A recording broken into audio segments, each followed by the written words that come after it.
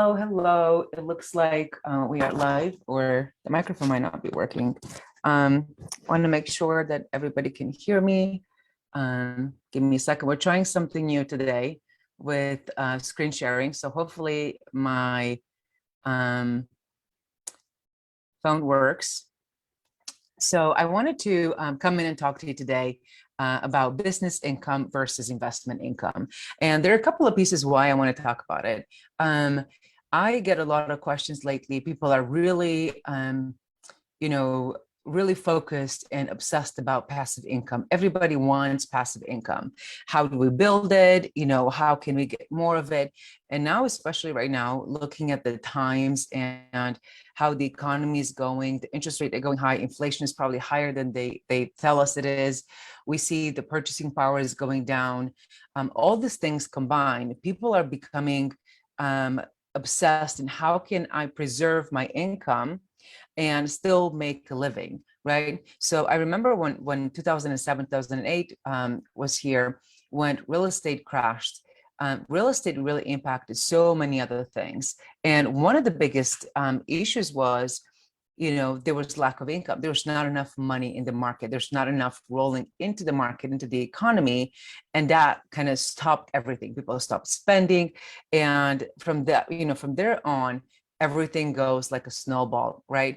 So today I really want to focus about, I want to kind of put in perspective, what is business income? What's investment income? Why is this important? The people that I have in my tribe, majority of them have business income. So we're focused on building a business, scaling a business. But what happens is if you're doing this successfully, then you end up with excess profits, right? Which we don't want to keep in the account. You have the access enough to, fill up your 3 to 6 months emergency fund and all of the other good stuff, right? But we're always geared to investment. Why? Because if something, you're not going to be able to have business income forever, right? But the investment income can stay with you for a longer time. So let's come and talk about a couple of different nuances. Again, it's not comprehensive, but I just want to point out a few key components. What constitutes a business and what's investment? So, and I'm looking down because I'm writing on the iPad here. So hopefully hopefully you can see it. Hopefully it works. I would love to see if this is something that's useful to you. And I was thinking to do this live in here. So we have business income, which is earned income. Now, earned income, oops, let's see. Hang on with me. So earned income is not just business income. When we talk about earned income, in this category, you might have wages, which is W-2 wages. You might have unemployment. You might have Social Security income. You might have alimony. So earned income, why is this important? Because earned income has a special tax treatment. So in our context for business owners, business income is when we sell products or services, right? That's the basics. We're going to sell something in exchange for money. We earn it. What does that mean? That means the IRS looks at this as this is ordinary income. Okay. So your business income, sorry for my handwriting, guys. I'm doing my best. I have a weird position. So ordinary income, that means when I have wages, when I have unemployment, Social Security, like alimony, they're all ordinary income, right? Now, business income, what's different about business income? Because this one could be subject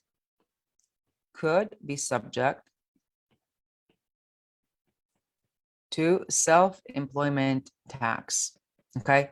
Very important piece. Why? Because we might have to have an entity to house this income in, right? Because business entity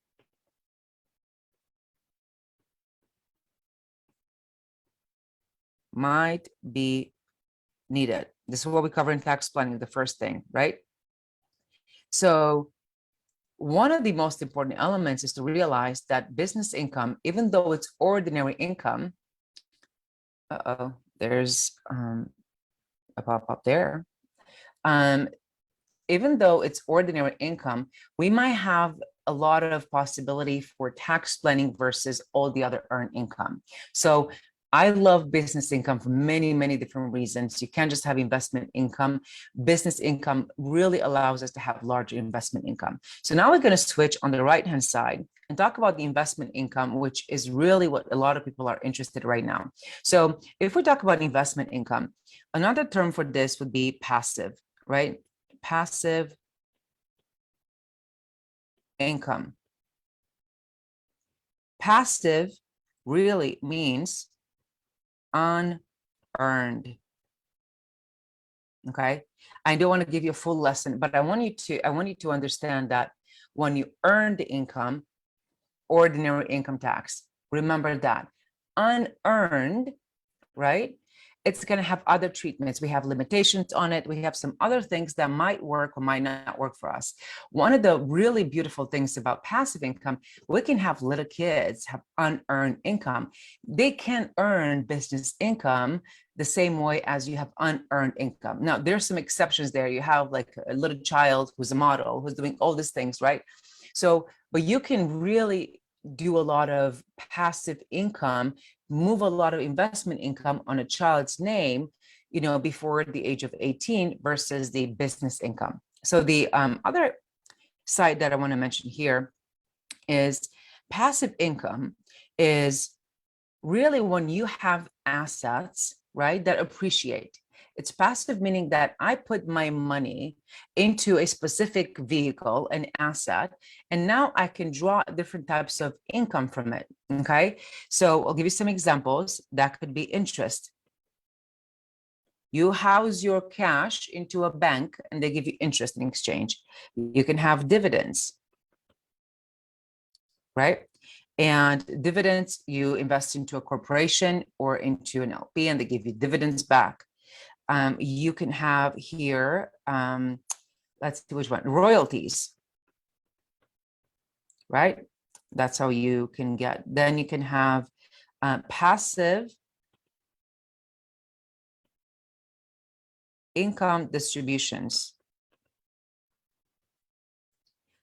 This could come when you have like you have invested cash into a syndication, or if you're in real estate, or you can have in any LP where you have limited power, you're not really an owner, you're not involved in managing a business, you just have your cash working for that business, and you get a K1, which is just distribution of income from that investment that you have. Other option here would be capital gains. And here, what can you have, right? So in this one, you can have stocks, sales of assets. You can have crypto, right? Sorry, my handwriting gets worse and worse by the minute. So why is this important? Because all of these have a special tax treatment, right? These are taxed as investment income. The dividends and capital gains rates. Okay. So what I want you to understand is that whenever you're looking at your sources of income, it's really important to classify what's my earned income, what's the purpose of my earned income. My earned income is to give me, my required cash every month, right? That could be it. You can use the business income to fuel investments. Once you reach the investments to really fulfill your needs, you might not even need to have earned income. And if you got the stat that I gave you that was sent in the social media, that was posted, like the recent study, I think it was February 2022, I think the National Millionaire Research Club, something like that, they published this study where they said, out of all the millionaires, and millionaire is not like, the terms is so loose that a lot of our millionaires, they don't realize it, right? So 31% of them have about $100,000 per year average in their entire working career. What does that mean? That means we might have too much earned income, and that's why we pay so much in tax. If you think about it, we spend so much money in income taxes every year. If we're pumping all this earned income, and people are like, because our egos, once we own a business, we want to have more income. And I get it. The problem is you have to really have a plan. Is it really what you want? Right? 1/3 of the millionaires in the United States are never made the 100,000 mark on their wages. That's impressive if you think about it, right? So what I want you to get from this is realizing what kind of income are you running after? What are you producing? If everything you get is earned, if you're earning more than what you need, you gotta switch to some investment income. You have to collect the passive side of it.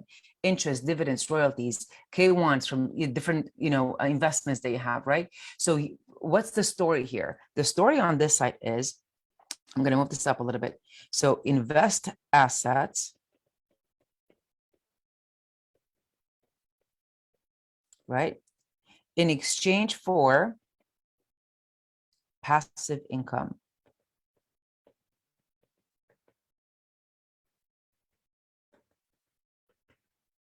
Okay, that's what we want to do.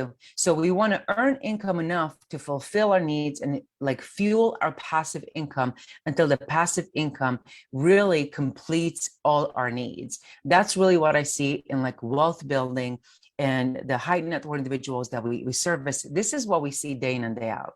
So I hope this is helpful. If you have any questions for me, I would love to see if this model of presenting works for you and you find it useful. I would love some comments to see if you like this. And any questions for me, let me know. I'm going to be speaking in I think there's a Confident Investor Summit tomorrow. We're going to drop a link in the comments below if you're interested in investing your money in passive income and see how that's going to affect our taxes. Come join me tomorrow. It's going to be a panel of 4 speakers, and I'm going to be one of them. Come join me tomorrow so we can go ahead and talk about passive income and investments, and it's going to be great. So I hope you guys are having a great day. Let me know what you think about this and what would you like to see next from me. I will see you guys next week on Wednesday. Take care.